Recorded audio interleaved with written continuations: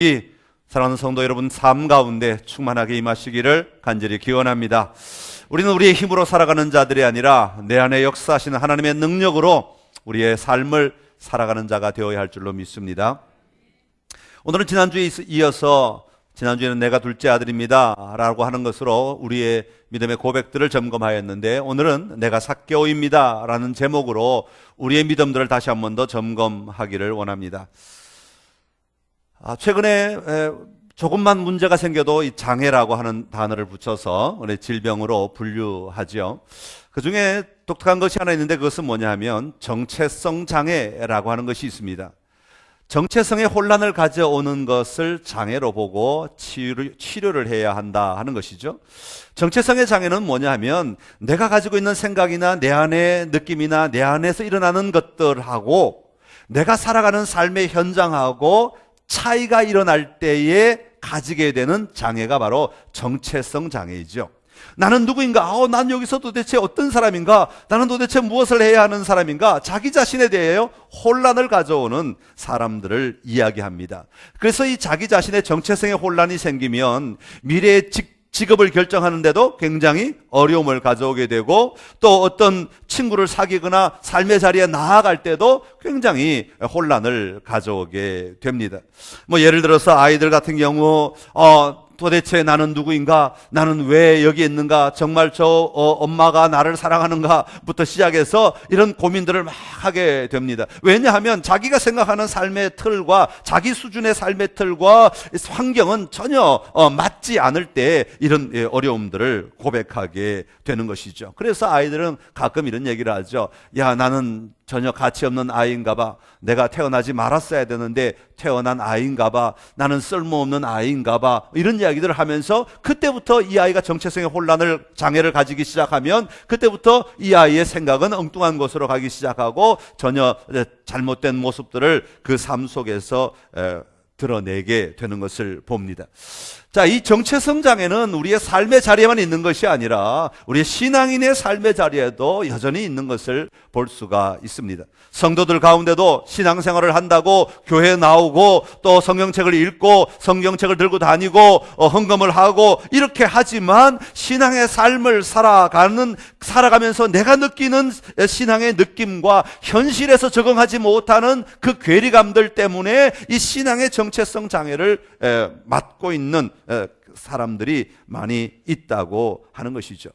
그 원인은 여러 가지 있을 수 있지만, 특별히 구원에 대하여 확신하지 못할 때, 또 아니면 구원이 무엇인지 잘 알지 못할 때 이런 정체성을 가질 수 있고, 또 때로는 내가 깊이 내 자신을 드러내지 아니하고 그저 겉모습만 가지고 신앙생활을 하려고 할 때도 이런 현상들을 느끼게 되기도 합니다. 오늘 누가복음에 나오는 이 삭개오의 이야기를 통해서 다시 한번 우리 신앙의 표현들, 신앙의 모습들을 어떻게 드러나는지 신앙의 모습들을 다시 한번 살펴보고 내가 다시 한번 점검해야 될 영역이 무엇인지를 살펴봄으로 말미암아 우리 신앙인의 정체성을 분명하게 붙들고 담대하게 승리하는 선창의 모든 가족들이 다 될 수 있기를 간절히 기원합니다. 누가복음에 보면 이 삭개오뿐 아니라 이 앞에 보면 여리고의 맹인 치유하는 장면이 나오는데, 마가복음에 보면 똑같은 본문을 바디메오라고 우리가 소개하고 있죠. 그래서 바디메오 이야기라든지 오늘 삭개오의 이야기라든지 그 앞에 나오는 또 다른 현장에서 일어나는 이야기를 통해서 예수님은 계속해서 예수님을 만난다는 게 뭐고, 그 만남으로 말미암아 어떤 일들이 일어나고 그리고 어떤 삶을 살아가는 것이 정상적인 그리스도인의 삶이다 하는 것을 계속해서 이 누가는 소개해주고 있습니다. 그 중에 한 이야기가 오늘 삭개오의 이야기입니다. 여러분, 신앙의 표현에는요 3가지가 있습니다. 이 표현들을 잘 점검하면 우리의 신앙에 굉장히 큰 도움이 될 수 있는데, 신앙의 표현의 첫 번째는 뭐냐 하면 정체성입니다. 그리고 이 정체성으로 말미암은 안정감이 일어나게 되고, 그리고 그 안정감으로 말미암아 충성심이 나오게 되는 것이에요.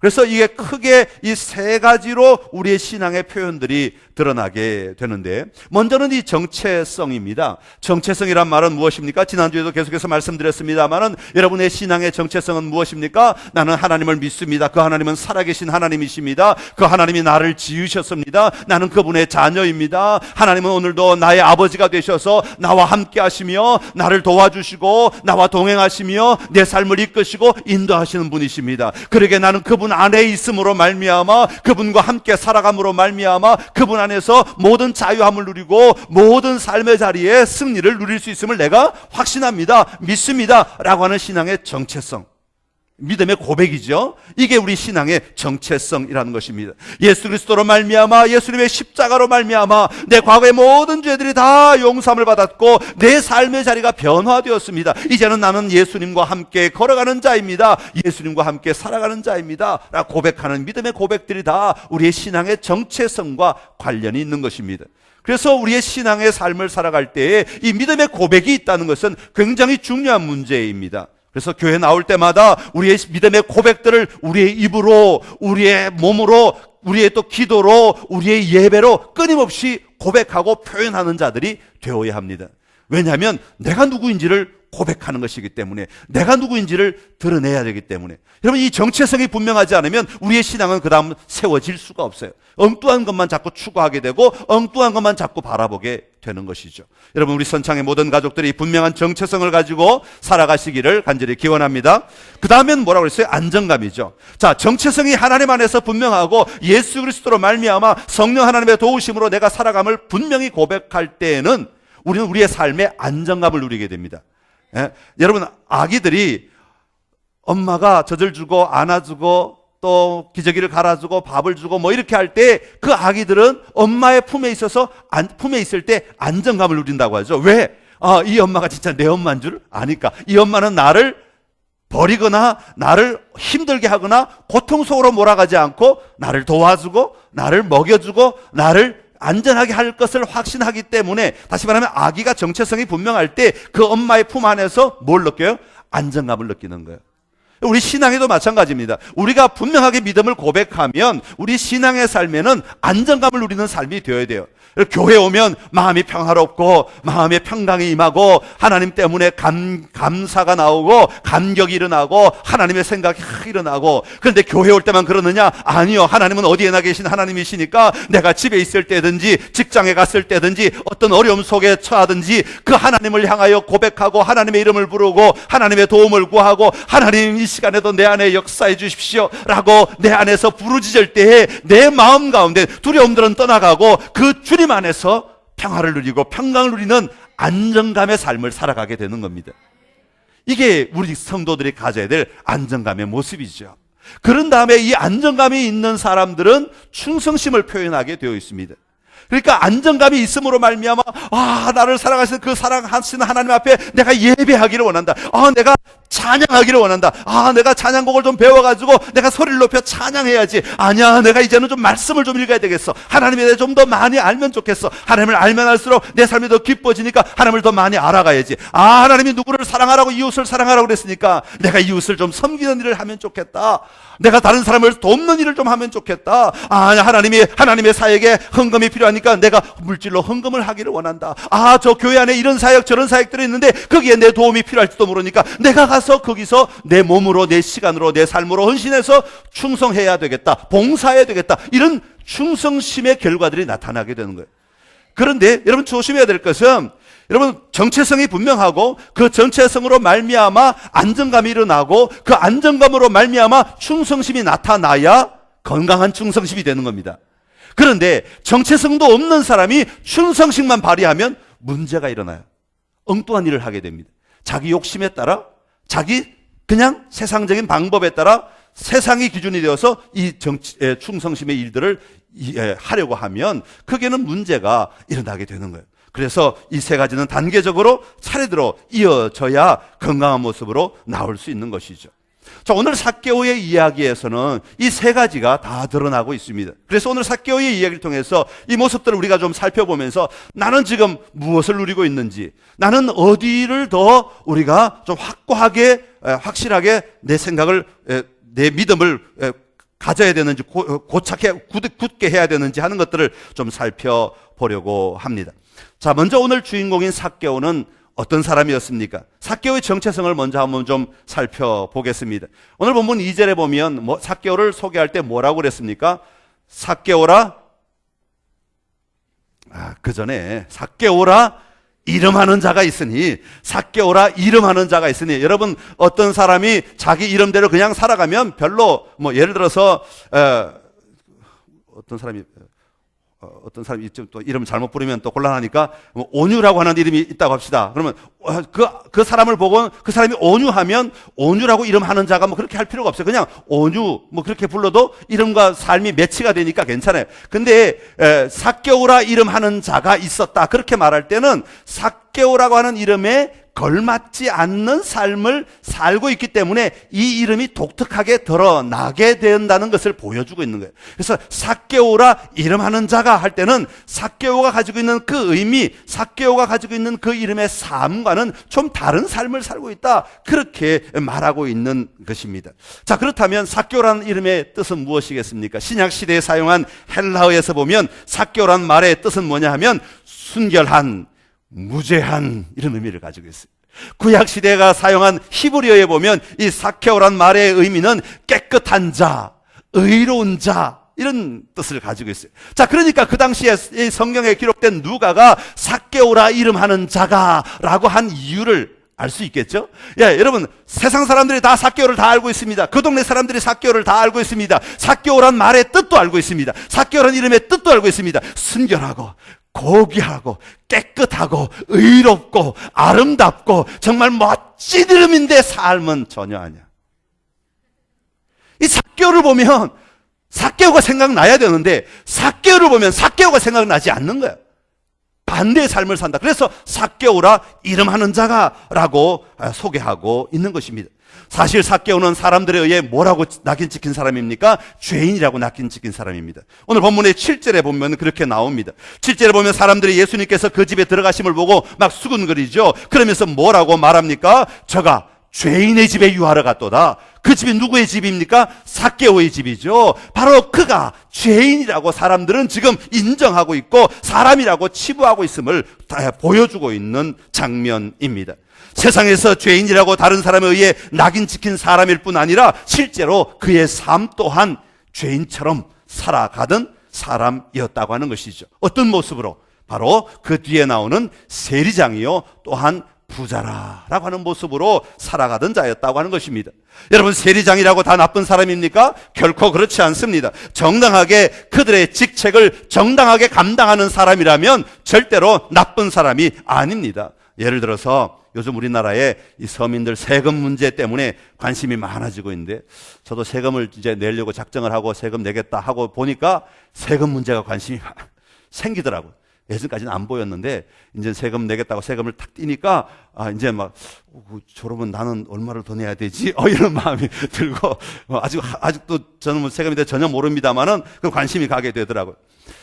자, 이런 문제가 생겼다고 우리 세무서 직원들을 우리가 다 나쁜 사람이라고 말합니까? 그렇지 않죠. 이것을 만든 정부나 국회의원이나 대통령이나 그런 사람들이 지금 자신들의 생각대로 끌고 가기 때문에 문제가 있는 것이지, 세무서 직원들은 정당하게 법대로만 집행한다면 그 사람들은 잘못 있는 사람이 아니에요. 그 사람들은 문제가 없습니다. 그런데 때때로 옛날에, 요즘은 절대 못 그럽니다만은 옛날에 제가 들어본 바로는 한 몇십 년 전에는 그 세무서 직원 좀 알고 있었던 옛날 교회 나오는 분이 계셨는데 참 괴로워하면서 맨날 하시는 얘기들이 있었어요. 그게 뭐냐 하면 이렇게 자꾸 너 당신 오늘 세무조사 할 거야? 그러면 뒤로 돈을 막 한 뭉텅이 넣어준다는 거죠. 그러면 그러면 아예 모르는 척하고 그냥 넘어가 주는 거, 이런 것들. 자, 이런 사람들은 나쁜 사람들이다 그 말이에요.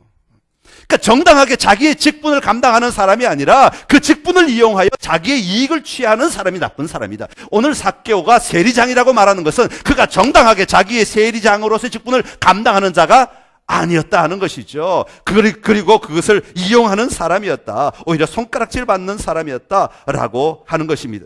그리고 또 하나 뭐라고 말합니까? 부자라고 말하죠. 여러분, 부자라고 다 나쁩니까? 그렇지 않습니다. 우리가 존경할 만한 부자 참 많습니다. 부자답게 정말 멋있게 사는 사람들 얼마나 많이 있는지 모릅니다. 그 사람들에게는 우리는 배워야 합니다. 그 사람들을 존경해야 합니다. 그리고 그 사람들의 삶의 모습들을 통해서 우리도 저렇게 살 수도 있구나 하는 교훈도 얻을 수 있습니다. 그런데 삭개오가 부자이기 때문에 손가락질을 받는 이유는 무엇입니까? 그가 정당하게 재물을 모으지 않았기 때문입니다. 남의 재물을 마치 내 것처럼 네 것도 내 거, 내 거는 내 거 이러면서 가져오니까 문제가 일어난 거예요.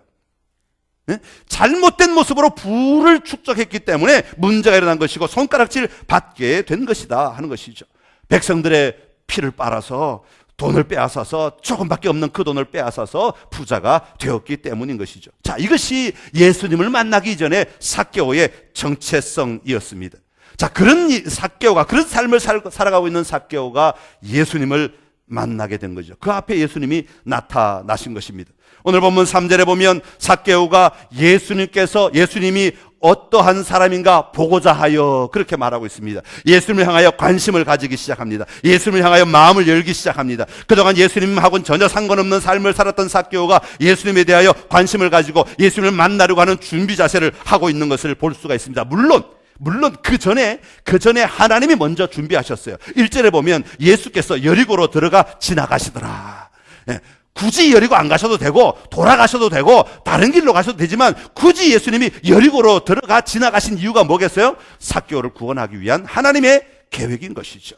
이 하나님의 철저한 일하심이죠. 여러분 인생에 하나님이 그냥 괜히 지나가시다가 우연히 만나 여러분을 도와주신 하나님 아닙니다. 하나님은 철저하게 여러분 한 사람 한 사람을 만나기 위해 작정하시고 움직이시는 분이시고 작정하셔서 계획하셔서 그 계획 속에 일하시는 분이시에요.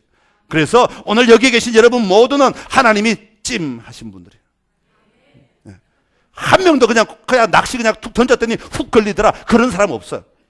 다 하나님이 보시고 그래 저 소중한 영혼 내가 먼저 가서 준비해야지. 하나님이 오셔서 진을 딱 치고 예수님이 여리고로 들어가셔서 진을 딱 치시니까 예수님이 오신다는 소리를 듣고 삭개오가 그 마음에 예수님을 보고 싶은 마음이 일어나기 시작합니다. 그래서 예수님이 오실 때 삭개오도 같이 일어나서 움직이기 시작. 그래야 만남이 있죠. 우리 혼자만 막 돌아다니면 만남이 있어요? 하나님만 돌아다녀도 만남이 없어요. 같이 움직일 때 만남이 일어나는 거예요. 자, 오늘 성경은 바로 그걸 소개하는 거예요. 예수님이 어떠한 사람인가 보고자 하여 이 마음이 일어나는 거죠. 그런데 키가 작아서 사람이 너무 많아서 예수님을 직접 볼 수 있는 길이 없어요. 그러니까 웬만하면 그냥 욕구가 예수님을 보고 싶은 욕구가 작았다면 그냥 포기하고 집으로 돌아갔을 터이고 이거 뭐 예수님 만나나 마나 그러고 무시했을 터인데 그는 어떻게 해요? 그 많은 사람들을 뚫고 나가 예수님을 끝까지 보고 싶은 마음이 있었고 그 마음을 일으킬 방법을 찾는 거죠. 그게 뭡니까? 돌무화과 나무 위에 올라가는 겁니다. 그 많은 사람들을 앞으로 달려가는 것입니다. 그 이유는 무엇입니까? 예수님을 보고자 하는 열망이 일어났기 때문에, 예수님을 만나야겠다는 열망이 일어났기 때문이죠. 자, 그럴 때 예수님이 걸어가시다가 그를 쳐다보는 겁니다. 우연히 가시다가 쳐다본 게 아니란 말이에요. 작정하시고 그 수많은 사람 가운데 이 삭개오 한 사람을 위하여 예수님은 하필이면 그 나무 밑으로 하필이면 딱 눈이 마주칠 수 있는 곳으로 지나가신, 그 눈이 띵띵 하고 마주친 거죠. 눈이 마주쳤습니다. 그때 예수님이 뭐라고 말씀하십니까? 삭개오야 속히 내려오라. 내가 오늘 너의 집에 유하여야 하겠다. 아니 그 수많은 사람들이 눈이 한두 명 마주쳤겠어요? 그때마다 네 집에 갈게. 또 가다 네 집에 갈게. 그럼 누구 집에 들어가란 말이에요? 그 수많은 사람, 그 수많은 인파 가운데 삭개오를 바라보며 오늘 내 집에 유하여야겠다. 예수님의 초청이죠. 예수님의 아름다운 초청입니다. 예수님의 부르심입니다. 그리고 그 부르심에 응답하여 6절에 보면 그가 급히 내려와 예수님을 영접하였다고 소개하고 있습니다. 예수님의 부르심에 즉각적인 순종으로 응답하고 있는 것이죠. 예수님을 만나고 예수님을 내 삶의 자리에 모신 것입니다. 여기 집이라고 하는 건 공간적인 집도 말하지만 내 삶의 영역에 예수님이 들어오셔서 내 삶을 주관하시고 내 삶을 인도하시고 내 삶을 다스리시도록 내 삶의 영역에 예수님을 모시는 것이죠. 예수님을 영접하는 것입니다. 그것도 억지로 하는 것이 아니라 즐거워하며 영접하였다고 그랬습니다. 비록 밖에 있는 모든 사람들은 그를 손가락질하고 옛날 모습 때문에 옛날 정체성 때문에 그를 비웃고 그는 죄인이라고 그를 막 이상하게 몰아가지만 그러나 삭개오는 그 소리가 들리지 않습니다. 예수님 앞에 선 삭개오는 담대하게 일어나서 예수님 앞에 담대하게 서서 예수님과 눈을 마주보고 예수님을 향하여 그 속에 변화된 삶을 고백하기 시작합니다. 그게 뭡니까? 자기의 죄에 대하여 고백하기 시작하는 거죠. 그동안 잘못된 것들이 보이기 시작하는 것입니다. 여러분, 삭개오는 하나님의 인도하심에 자신을 맡겼습니다. 그리고 예수님을 만남으로 그의 삶에 엄청난 근원적인 변화들이 일어나게 되었던 것입니다. 예수님 앞에서 내가 누구이고 내가 어떤 삶을 살았고 이제는 어떤 삶을 살아야 하는 자인가를 분명히 드러내게 되었다고 하는 것입니다. 여러분, 우리 아이들, 우리 자녀들, 교회 학교 자녀들 이렇게 만나서 신앙생활 하다 보면 우리가 늘 기도하는 게 요즘 뭐예요? 우리 자녀들이 하나님 만나게 하여 주옵소서. 교회만 왔다 가면 소용없어요. 이 교회만 왔다 가면 그 아이들의 짐이 될 뿐이에요. 그 아이들은 이게 교회가 짐이고 장애물일 뿐이에요. 그런데 하나님을 만나게 되면요, 아이들의 삶이 달라져요. 우리 많은 간정들이 있어요. 지금 최근에 우리 교회 학교 안에서 하나님을 만난 아이들의 간정들이 자꾸 늘어나고 있는데 얼마나 감사한지 모르겠어요. 이 아이들이 옛날에는 지 마음대로 살아가던 아이들이요, 지 생각대로 지고 싶대로 막 하던 아이들, 지가 원하는 대로 친구가 기준이고 학교가 기준이고 세상의 기준이 이런 애들이요, 하나님을 만나요.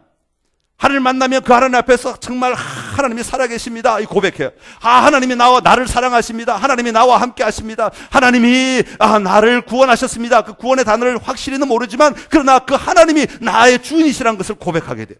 그러고 나면요, 이 아이들의 제일 먼저 일어나는 현상이 뭐냐 하면 생각의 방향이 달라지는 거예요.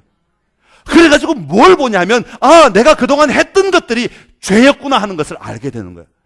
그러니까 하나님을 만나게 되면, 예수님을 만나게 되면 우리의 가치 기준이 달라짐으로 말미암아 보는 각도가 달라지기 시작합니다. 옛날에는 친구들이 하니까 아무 죄책감 없이 그냥 막 하던 애들이 하나님을 다 경험하고 나니까, 하나님이 살아계신 분이라는 것을 경험하고 하나님이 나와 함께 하신다고, 나를 사랑하신다는 걸 경험하고 나니까 애들의 보는 시각이 달라지는 거예요. 그게 죄였구나. 그게 잘못된 거였구나. 그리고 그것을 고백하기 시작해요, 선생님들 앞에서. 정말 놀라운 일이죠. 이게 예수님을 만난 사람들의 삶의 모습인 것이죠. 오늘 삭개오가 바로 그것을 우리에게 보여주고 있는 것입니다.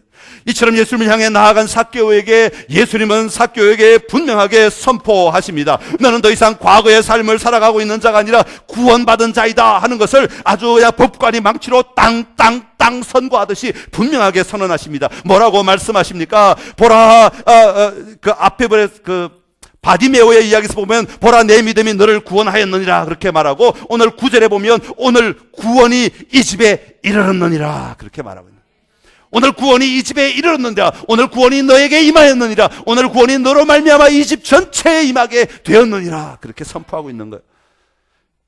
또 하나, 그의 삶에 예수님과 관계가 회복된 거죠. 예전에는 자기의 기준으로 예수님은 아무 가치도 없는 사람이었고 아무 의미가 없는 사람이었고, 그러니까 굳이 얼굴 보고 마주하고 서서 자기의 죄를 고백할 이유가 하나도 없는 사람이었어요. 그러나 그 예수님을 만남으로 말미암아, 그 예수님을 내 삶에 모심으로 말미암아 그 예수님 앞에 자기의 죄를 고백하는 자가 되었다는 것입니다. 관계가 회복된 거예요. 예수님이 예수님으로서의 관계가 회복되게 된 것이죠. 사랑하는 성도 여러분, 여러분은 지금 어떤 상태에 있습니까? 여러분의 정체성은 어디에서 시작하고 어디로 가고 있고 무엇을 붙들고 살아가고 계십니까? 여러분의 정체성의 근원을 어디에서 붙잡고 계십니까? 세상의 가치 기준에서 내가 얼마나 재산가인가, 내가 얼마나 재력가인가, 내가 친구가 얼마나 많은가, 내가 세상에서 어떤 지위가 가졌는가, 여러분 여기에서 여러분의 정체성을 붙들고 계시다면 다시 한번 예수 그리스도로 말미암아 여러분의 정체성이 세워질 수 있기를 간절히 기원합니다. 그런 것들은 좀 이따 다 없어지는 겁니다. 직장과 관련된 건 은퇴하면 다 없어질 것이고, 재물과 관련된 것은 돈을 자꾸 쓰다 보면 다 없어질 것이고, 건강과 관련된 건 나이가 들어가면 또 사라지게 될 것이고, 여러분 다 사라지는 것입니다. 그러나 우리의 영원하신 하나님, 영원하신 여호와, 영원토록 우리와 함께 하시는 예수 그리스도 성령 하나님은 우리와 변함없이 우리의 삶을 이끄시는 근원 중에 근원이 되신 분이십니다. 여러분, 예수 그리스도로 말미암아 예수를 만나심으로 여러분의 정체성의 근거로 분명하게 붙드시고 살아가시는 은혜가 넘쳐나게 되시기를 간절히 기원합니다. 자, 그러면 이 정체성을 고백하는 사람들이 누릴 수 있는 것이 뭐라고 그랬어요? 안정감이라고 말씀드렸습니다. 그 안정감을 좀 살펴보겠습니다. 예수님을 만난 삭개오의 모습 속에서 오늘 본문에 보면 짧지만 몇 가지 단어들을 설명하고 있습니다. 6절에 보면 급히 내려왔다. 여러분, 이거 급히 내려왔다 굉장히, 어떤 사람을 만나는데 급히 내려왔다 굉장히 중요한 단어죠. 여러분 정말 사랑하는 사람이 막 오는데 최대한 어슬렁어슬렁. 그럼 그 사람이 뭐라고 그랬어요? 저 사람이 지금 나를 사랑하는 거야, 뭐 하는 거야? 사랑하는 사람이 달려오면 어떻게 해요? 달려가는 거예요. 달려가는 거예요. 여러분, 둘째 아들이 돌아왔을 때 그 아버지는 달려가잖아요. 아버지가 그 아들이 오든지 말든지 보든지 말든지 그러지 않았어요. 아버지는 달려가시는 거예요. 급히 내려갔다. 이것은 사랑의 정말 아름다운 표현이에요. 자기의 삶이 지금 무엇을 지배하고 있는가, 무엇이 지배하고 있는가를 드러내는 표현이라고 말할 수 있죠. 그 다음에 또 뭐라고 말합니까? 즐거워하며, 6절에 보면 급히 높이 내려와 즐거워하였다. 즐거워하며, 그 다음 또 뭐라 했어요? 영접하거늘. 집에 어서 오십시오. 모셔드리는 거죠. 이건 지금 해본 사람이 알죠. 예. 정말 귀한 분들을 집에 모시고 영접하고 얼마나 가슴 벅찬 일이고 아름다운 일인지 몰라요. 예수님을 삭개오가 영접하였다. 그리고 8절에 보면 삭개오가 서서 주님께 아뢰되, 이 예수님의 면전에 섰다. 그냥 저 뒤에서 혼자말로 중얼거리는 것도 아니고 그 얼굴을 마주하고 섰다. 이건 정말 예수님 안에서 담대함이 일어났던 거죠. 안정감이 일어난 것입니다. 완전한 자유와 기쁨과 즐거움과 또 평안이 지금 예수님으로 말미암아 그의 삶 속에 막 솟아나고 있는 거죠. 엔돌핀 이상의 것들이 막 지금 막 가슴 속에서 막 뱃속에서 솟아나고 있는 모습입니다. 여러분, 예수님을 만나기 전에 삭개오는 어떠했습니까? 언제나 두 눈을 부릅뜨고 살아야 하지 않았겠습니까? 누가 나를 공격하거나 나의 것을 빼앗아 가지는 않을까 언제나 두려워하며 염려하며 살아야 하지 않았겠습니까? 다른 사람의 것을 빼앗기 위해 마음속에서 악한 마음들이 끊임없이 일어나야 하지 않았겠습니까? 여러분, 남의 것 빼앗을 때요, 그거 쉽게 빼앗는 건 아닙니다. 아무나 남의 것 툭 쳐가지고 야 이거 가져와 이렇게 되는 거 아니에요. 남의 것 빼앗을래도요 독한 사람이 돼야 됩니다. 악을 쓰고 이빨을 무릅쓰고요, 그냥 남의 거 훔치려고 작정해야 남의 거 훔치지. 여러분, 웬만한 사람은 안 됩니다. 해본 사람이나 하죠. 죄를 지어본 사람, 남의 물건 훔쳐봐야 훔쳐볼 줄 알지. 이게 처음에 남의 물건 떨려가지고 막 되질 않아요. 제가 어릴 때부터 제 아버님 목사님이니까 집에서 욕하는 게 일절 금지됐어요. 욕을 해본 적이 없어요. 믿거나 말거나. 하여튼 이 잘하는 가정 가운데 욕을 배워본 적이 없어요. 제 주변에도 옛날에는 다 착해가지고 별로 욕을 많이 하는 친구들이 없었어요. 그런데 중학교 때인가 고등학교 때인가 옆에 친구들이 다 저를 좋아해. 애들이 저는 참 감사하게도 예전에 한번 그런 얘기 했죠. 하나님이 사람 만난 은혜를 주셨다고. 친구들이 다 좋아요. 그냥 제 친구들은 제 이름을 다 기억해. 저는 하나도 기억 못하지만 하여튼 제 친구들은 만나면 너 김혁 아니야? 그러고 막 반가워해요. 그냥 한참 설명하면 그때 맞아 그때 그 친구 이렇게 기억이 날 정도인데 다 좋아해요. 근데 그 친구들 가운데 하나가 장난치면서 깜짝깜짝 대는 거야. 자꾸 막 찝쩍찝쩍 하는 거야. 열이 나는데 욕을 해야겠는데 이 욕이 나와야지 말이지. 여기서는 생각이 나요. 왜? 들은 적이 있기 때문에. 여기서는 뭐 욕 단어가 생각이 막 나는데 욕에 신경을 타고 여기 입을 움직여야 되는데 안 나오는 거야. 그래서 가슴을 욕이 나왔으면 좋겠는데 한 방 욕이라도 한 방 팍 하고 그냥 터뜨렸으면 좋겠는데 어렵더라고. 해본 사람이 하는 거예요. 이 남의 물건 훔치고 남의 거 빼앗고 남의 약탈하는 게 쉬운 일이 아니라 그 말이에요. 이게 작정하고 결단하고 언제나 신경을 곤두쓰고 저건 내가 남의 거 착취해야 되겠다 이런 마음 가지고 살아야 된다 그 말이죠. 그러니까 예수를 만나기 전에 삭개오의 삶은 도대체 어떻겠는가, 얼마나 피폐했겠는가, 얼마나 고통스러웠겠는가, 얼마나 괴로웠겠는가 하는 것을 절실하게 보여주고 있는 것이죠. 불안이 있고 두려움이 있고 염려와 근심으로 가득 차 있는 삶이 될 수밖에 없는 거예요. 그러나 예수님을 만난 오늘 삭개오의 모습은 어떻습니까? 두려움이 없습니다. 예수 앞에 담대하게 서서 예수님을 마주보고 내가 죄를 지었습니다. 야, 이게 보통 사람이 할 이야기냐고요. 여러분, 갑자기 예배 중에 어떤 사람이 벌떡 일어나가지고 저한테 목사님 제가 죄를 지었습니다 하고 막 읊어보십시오. 보통 사람이 할 수 있는 일이냐고요. 이것은 자신 예수님 안에서의 확실한 정체성이 있을 때, 이것은 내가 예수님이 나를 다 알고 있기에 내가 그분 앞에 고백해야 되겠다. 내가 그분 앞에 고백하고 내가 더 평안을 누려야 되겠다는 확신 속에 있을 때 가능한 일이라고 하는 것이죠. 왜 주변에 있는 세상 사람들, 문 밖에 있는 사람들의 손가락질을 보이지 않았겠습니까? 그러나 삭개오의 눈에는 그 손가락질이 자기의 마음을 흔들 수가 없어요. 자신의 평화를, 자신의 평강을, 그 샬롬, 예수님으로 말미암아 얻게 된 그 에이린의 그 샬롬을 깨트릴 수가 없었다 그 말입니다. 그 사람들의 손가락질을 보는 것보다 예수를 보는 게 더 소중했고 더 아름다웠고 더 능력이 있었다 그 말이죠. 예수를 봄으로 말미암아 평강을 누리게 되어 예수 앞에 담대하게 서서 기쁨으로 자기의 죄를 이야기하고 있는 거예요. 기쁨으로 자기가 변화시켜야 될 삶의 이야기를 하고 있는 겁니다. 얼마나 놀라운 삶의 자리입니까? 이것이 바로 삭개오가 누리고 있는 안정감의 모습이죠. 정체성이 분명할 때 누리게 되는 안정감인 것입니다. 사랑하는 성도 여러분, 오늘 여러분의 삶에 여러분을 구원하신 예수님과 마주하고 계십니까? 그 예수님 때문에 이런 안정감을 누리고 이런 평화를 누리고 이런 평안을 누리고 살아가는 여러분 되시기를 간절히 기원합니다. 오늘 삶의 자리는 나를 평화를 주지 못하고, 오늘 삶의 자리는 나를 하여금 힘들게 하고 나를 하여금 어렵게 한다 할지라도, 그러나 예수 그리스도로 말미암아 근원적인 평안이 있을 때는 우리는 그 문제를 넉넉히 해결할 힘이 거기서 나오게 되는 줄로 믿습니다. 거기서 이겨낼 수 있는 힘이 나오게 되는 것입니다. 마지막으로 삭개의 모습 속에서 우리는 충성심을 발견하게 됩니다. 8절에서 소개하는데 우리 8절 말씀 같이 함께 읽겠습니다. 시작. 삭개오가 서서 주께 여짜오되 주여 보시옵소서.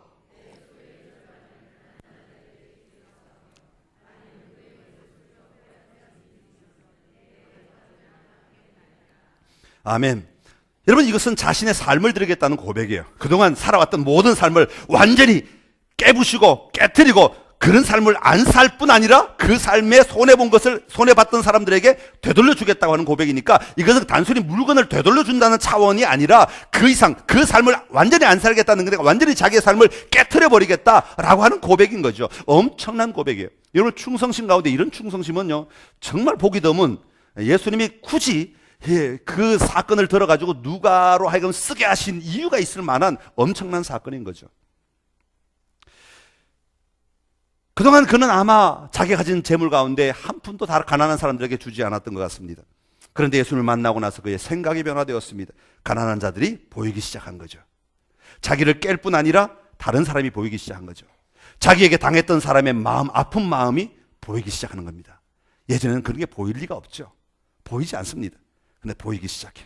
그래서 속여 빼앗은 것, 착취했다 그 말이죠. 옛날에는 속여 빼앗았다는 말이 당시에는 무슨 말로 쓰였냐면 무화과를 보여준다, 그런 뜻이에요. 이 말은 또 뭐냐 하면, 당시에는 무화과를 수입하는 사람들이 있었는데 이 사람들을 고발하는 거예요. 저 사람들이 몰래 무화과를 따다가 다른 사람에게 판다, 다른 나라에 판다. 아마 이 나라에서 관리하는 품목이었던 것 같아요. 그러니까 요즘 말로 하면 파파라치죠. 무화과 파파라치. 그래서 무파라치. 파파라치. 찌르는 거예요. 그럼 찌르면 보상금이 나오니까 그걸 가지고 이득을 보는 사람이 있어요. 근데 나라로부터 이득만 보면 괜찮은데 이 사람이 그 사람에게 직접 가는 거예요. 밀수출한 사람이 가서 찌르는 거예요. 너 내가 봤어. 너 이거 얼마치인데 내가 이러면 너 어떻게 되는지 알지? 넌 감옥 가고 다 뺏기고, 그러니까 적당히 알아서 내놔. 그 사람들 착취하는 거예요. 요게 삭개오가 했던 일이에요. 삭개오 무화과를 했다는 얘기가 아니라 그런 식의 일을 삭개오가 했단 말이죠. 그래서 속여 빼앗았다. 자기 스스로 그렇게 고백하는 거예요. 내가 무화과 밀수입하는 사람들에게 뒤통수를 쳐서 돈을 빼앗은 사람처럼 내가 그렇게 살았습니다 라는 고백인 거죠. 그러면서 자기가 그렇게 악덕 고발자였는데, 남의 것을 빼앗아서 먹고 살아가던 사람이었는데 그렇게 하지 않겠습니다 라고 하는 것을 고백하고 있는 거죠. 삶의 변화가 일어나고 있는 것입니다. 예수님이 우리의 삶의 주인이시고 우리의 삶을 다스리시고 주관하기 시작하면 이런 우리의 삶의 변화들이 일어나기 시작하는 거예요. 아까 제가 교회학교 아이들 말씀드렸죠. 하나님을 만난 아이들의 삶의 시각만 바뀌는 것이 아니라 변화가 일어나, 삶의 변화 일어날 수밖에 없어요. 그것은 너무나 자동적인 일이에요. 자연스러운 일이고 정상적인 일이 되는 것입니다. 그것을 성화의 삶이라고 이야기합니다. 그런데 여러분, 우리가 무슨 착한 일을 했다고 여기에 예수님을 만난 일이 일어나는 것이 아닙니다. 예수님을 만나고 나서 우리가 예수님으로 말미암아 삶의 평화를 누릴 때 이런 놀라운 승리의 삶을 살아갈 수 있게 되는 것입니다. 로마서 6장 19절에서 22절 말씀 같이 읽겠습니다. 시작. 너희 육신이 연약함으로 내가 사람의 예대로 말하노니 전에 너희가 너희 지체를 부정과 불법에 내주어 불법에 이른 것 같이 이제는 너희 지체를 의에게 종으로 내주어 거룩함에 이르라. 너희가 죄의 종이 되었을 때에는 의에 대하여 자유로웠느니라. 너희가 그때 무슨 열매를 얻었느냐? 이제는 너희가 그 일을 부끄러워하나니 이는 그 마지막이 사망임이라. 그러나 이제는 너희가 죄로부터 해방되고 하나님께 종이 되어 거룩함에 이르는 열매를 맺었으니 그 마지막은 영생이라. 아멘. 할렐루야. 죄의 종로를 할 때는 불법의 열매가 일어나지만 의의 종로로 살게 되면 거룩함의 열매가 일어나게 됩니다. 죄의 종로로 살게 되면 부끄러움의 열매를 맺고 사망에 이르게 되지만 하나님에게 종로로 하면 거룩함의 열매를 맺고 영생에 이르게 된다고 말씀하고 있습니다. 사랑하는 성도 여러분, 삭개오는 예수님을 만난 그 순간으로 끝나지 않았습니다. 만남으로 말미암아 그 삶의 변화까지 이어지게 되었고, 그 삶의 변화를 선포하고 나아가는 실천까지 이르게 되었던 것을 볼 수가 있습니다. 우리 성도의 삶도 그러해야 합니다. 입술로만 믿음을 고백하는 자들이 아니라 우리의 삶의 근원이 변화되고, 시각이 변화되고, 방향이 변화되고, 태도가 변화되고, 삶의 자리들이 변화되어서 하나님을 기쁘시게 하는 그 기쁨이 세상 가운데 드러나는 삶이 되어야 합니다. 오늘 그 기쁨을 마음껏 누리고 또 그 기쁨의 삶을 살아가심으로 승리하는 여러분 모두의 삶이 되시기를 간절히 기원합니다. 우리 289장 찬송가 289장 1절 2절 우리 가사 생각하면서 1절 2절 같이 부르시고 같이 기도하겠습니다.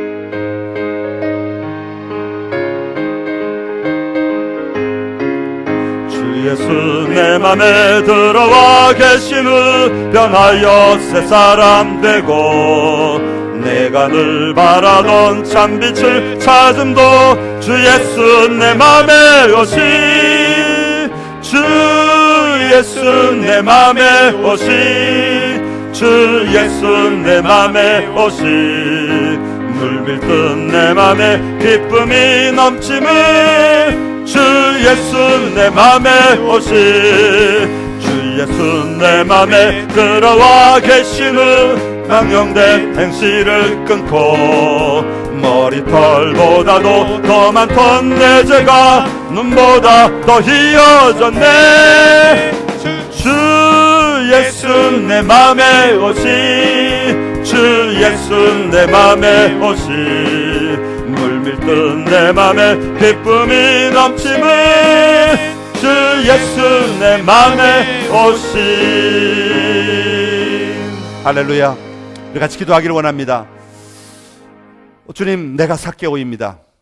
과거의 삭개오의 모습 속에서 머물러 있지 아니하고 변화된 삭개오의 삶을 내가 이제부터 살아가기를 원합니다.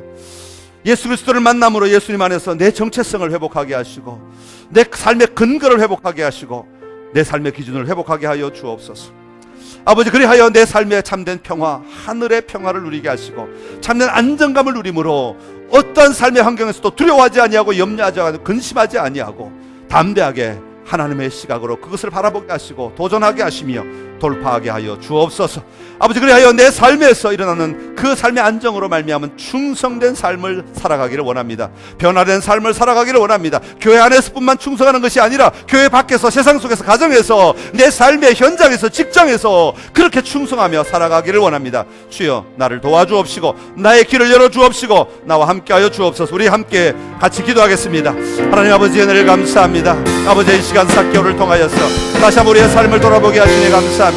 아버지, 내 삶의 모습 속에서 내가 분명하게 바라보지 못하고 내가 혼란을 가져오고 어려움을 가져오고 내가 혼동스럽게 살아가던 그 삶의 영역들이 있었음을 고백합니다. 이 시간 하나님 다 용서하시고 다 깨끗하게 제거하시고 아버지, 나라의 자유를 누리게 하시고 기쁨을 누리게 하시고 평강을 누리게 하시며 참된 평화의 삶을 살아가도록 은혜를 베푸시고 인도하여 주시옵소서. 오 주님, 주의 영으로 어루만져 주시옵시고 주의 권능으로 어루만져 주시옵소서. 하나님 도와주시기를 원합니다. 하나님 역사하시기를 원합니다. 아버지, 하나님을 날마다 누리게 하시고 내 안에 일하시는 하나님을 경험하게 하여 주옵시고 그 하나님으로 말미암아 내 삶의 평화를 누리게 하시고 내 삶의 충성된 모습들을 드러내며 살아가게 하여 주시옵소서. 하나님 아버지, 감사합니다. 나라를 자유케 하시고 나라를 온전케 하시고 나라를 승리케 하여 주셔서 감사합니다. 그 놀라운 삶을 내 삶 속에 드러내게 하여 주시옵소서. 오 주님, 주님만이 내 삶을 통해 영광 받으시고 내 삶을 통해 기뻐하시고 내 삶을 통해 즐거워하여 주시옵소서. 하나님 아버지, 감사합니다. 죄 가운데 헤매고 있던 저희들을 만나주시고 또 구원하여 주시어서 우리 하나님 당신의 아들로 딸로 삼아주시니 감사합니다. 우리를 친구라 불러주시니 감사합니다. 주님 앞에서 마음껏 누리며 살아가는 저희들 되게 하여 주시옵시고 예수 그리스도로 말미암아 우리의 삶의 안정감을 가지고 우리에게 다가오는 모든 문제들을 바라보게 하시고 그 바라볼 때 해결점도 찾을 수 있도록 허락하여 주시옵소서. 아버지 하나님이여, 우리가 그 안정감을 통하여 충성하는 삶을 살기를 원합니다. 교회 안에서만 충성하는 것 아니고 세상 속에서, 삶의 자리에서, 가정에서, 모든 만남 속에서, 직장 안에서 우리가 충성하며 살게 하여 주시옵소서. 예수님의 이름으로 기도드리옵나이다. 아멘.